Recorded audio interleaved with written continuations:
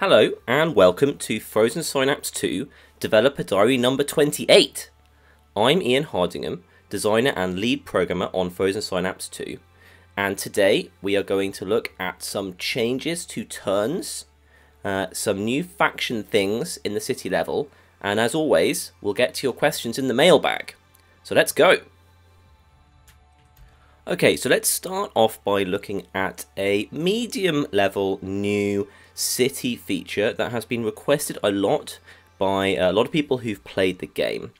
And basically, people have said they love everything about FS2, they love how all of the factions are very powerful and everything that you can do is very meaningful.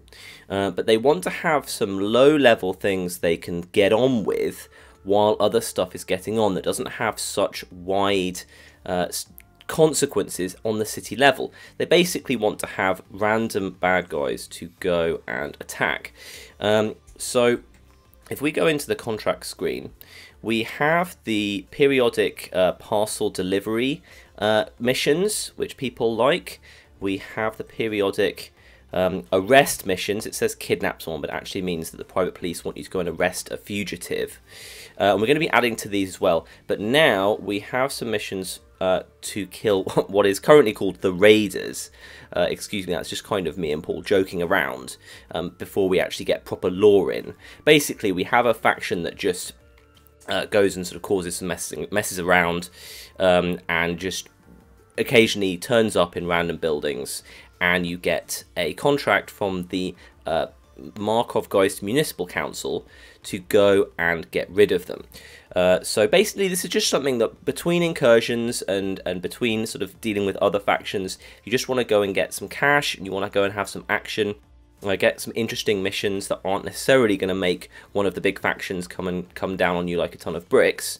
You can do these raider missions, and again, they won't be called raiders eventually. So I'm going to accept this contract, and I'm going to send my strike team over there. Let's go and have a look at our strike team.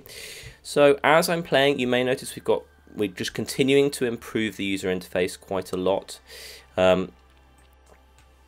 Got some nice changes to the shortcut screen. We have a new notification bar at the top, which I'm going to talk about a little bit later. But I'm just going to show you this Raiders mission, which will hopefully work. And then we'll move on to something else. Okay, and here we are. Their flamethrower has spawned inside a vehicle. Excellent. Apart from that, we have some raiders, and we just have a mission for you to go and do. So leave your comments on that. I'm sure I'll get a lot of interesting feedback. It's pretty simple. It's just something that needed to be in the game. I wanted to have absolutely everything be around the standard factions, and people just said, well, we need something that's a little bit less hardcore to go and do. So I've taken that feedback and I've put it in. You get some pretty interesting squad makeups in these Raiders missions. So when this will be in the update that's going out today, all of this stuff will be. So if you are currently playing the beta, give that a go. Now, something else that's going to be in the update today, which is much more of a bigger deal, is this little thing down here, long turns. So I'm going to explain that.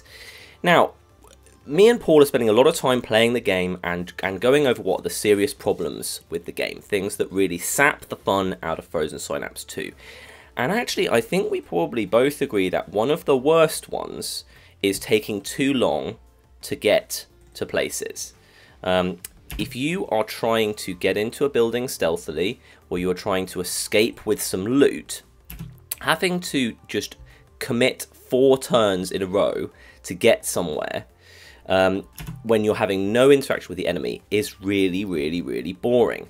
Now, I've thought about quite a lot of different ways of solving this. Obviously, we give you, he says, we generally give you a lot of deployment options. It looks like I don't have deployment options today.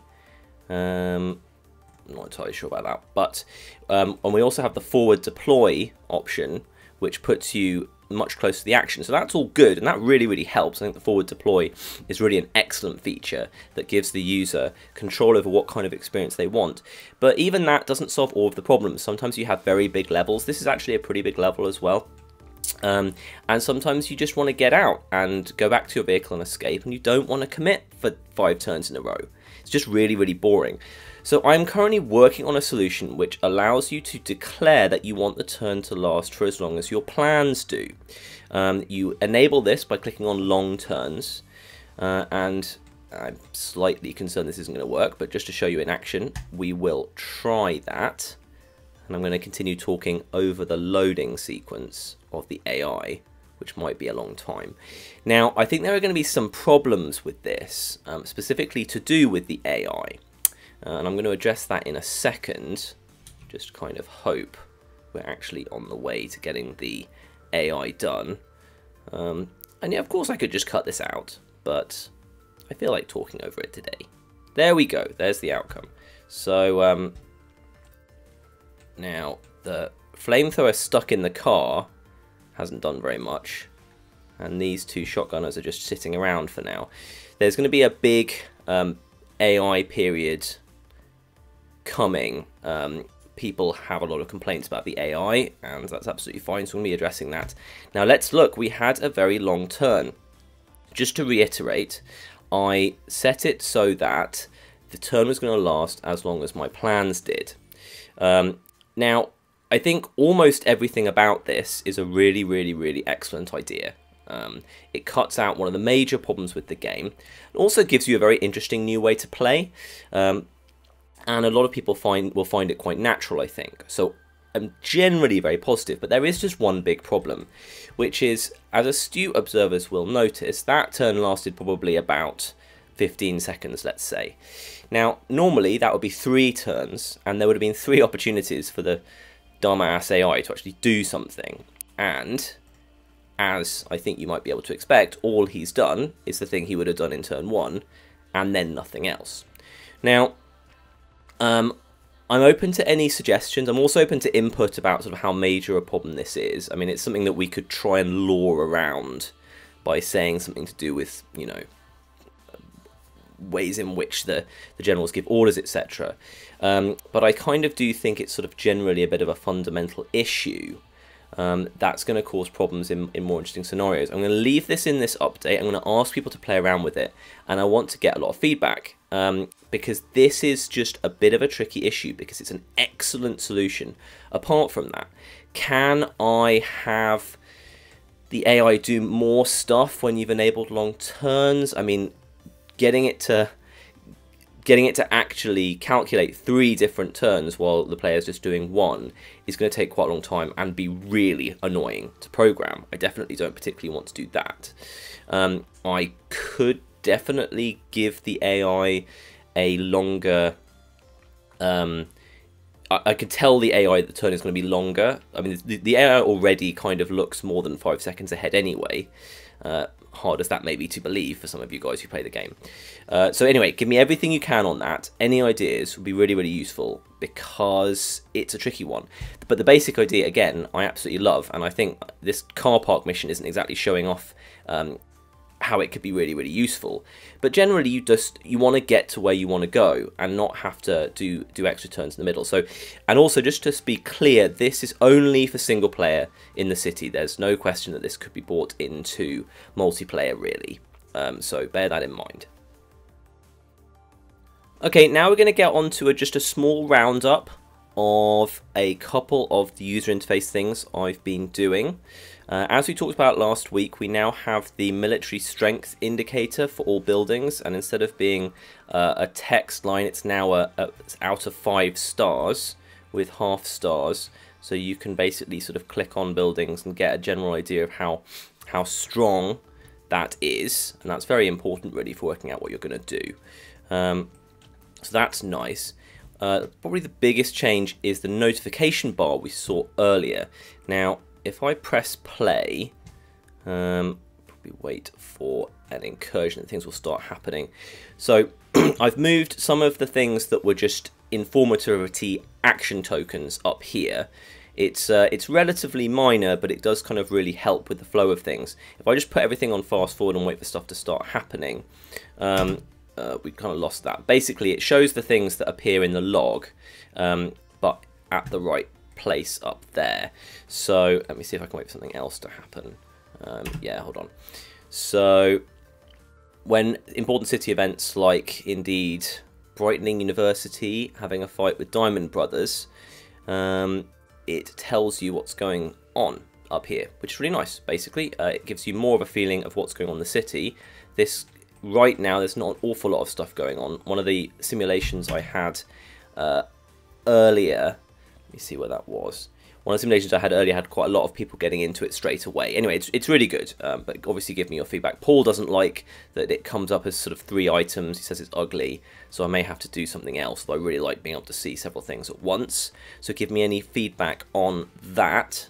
Yep, Brightening University, not happy with the Diamond Brothers right now. I alluded to this last week. When you click on interact on a building now, we have this nice little thing where the camera zooms in. Just sort of feels very nice and reactive. Just a very little sort of sugary interface thing. But it does really kind of make the whole thing feel a little bit more responsive, which is nice. We have, that's about it actually on the major user interface changes. So it's probably around time to get to the mailbag. Okay, some good questions from last week. Blue Tag 9009 asks, since you've added free look to the city, can we have free look in the battles as well? The answer to that is probably no, because none of the assets are really designed to look good in any other way than top down. Having said that, for the city to the mission transition, which currently goes top down to make the transition, I am going to try and see what that looks like coming in from more of an angle like the one you're seeing here. That might look quite good, but in general, thanks for the question, but probably won't be adding that. Malk Neuro asks, with the change to the focus aim, does the end of the focus aim or the beginning sort of reflect their effective range, i.e. who's going to win in a battle between a sniper or a machine gunner? The answer to that's not really. I mean, you've still got all of the other variables in battle, like are you ducking, are you move aiming, how much sort of basically attention have you got at that time, so it's impossible for it to sort of really reflect that. You still kind of have to play around by simulating and get a feel for the units. Okay, a couple of good things from Tabus. He says that it's a bit confusing having all these 10k bonds. Let's put that here. Yes, it is a bit annoying having 6 lines saying standard 10k bond. A bit ugly. He says maybe we should have it concatenated so it says 5 times or 6 times 10k bond. I may well do that. Definitely might do that. Then he asks about different game modes for single player, for instance, taking hostages, rescuing hostages, planting bombs. So that's an interesting subject. So basically, obviously, it's pretty open-ended right now. So you can go in and you can decide to steal stuff. You will be able to kidnap or arrest people, to take hostages. If someone has a hostage of yours, which does actually happen, you can obviously go and rescue them. It's all part of the single unified game mode. I would say for the game's initial release, everything is probably going to stay like that. However, we have really big plans for continuing to add a lot to this game after the full initial release. And stuff like this, like having some more defined things that are happening when you get to a specific mission scenario, are probably very near the top of the list of things that would start to be added. So I hope I've been clear there. What's in the game right now, what I've been showing you, is pretty much the fundamental part of the game. That's what missions are. I want to have them be open-ended and just be completely reflective of the city. Post-release, I expect to continue in that general theme, but have more targeted stuff that might be going on somewhere when you get there.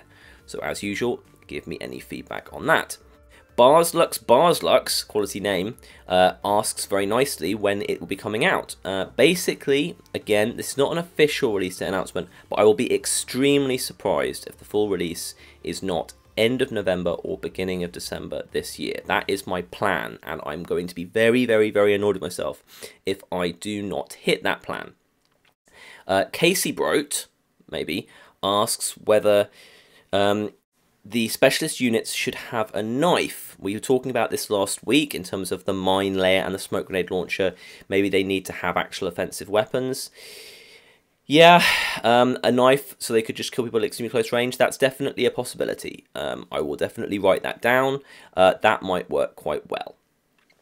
John Monroe is looking forward to my diary about my French holiday. I'm going on my French holiday very soon, so there won't be a video next week. And I plan on eating a lot of bread and maybe drinking some beer as well. And I'll tell you guys about that when I get back.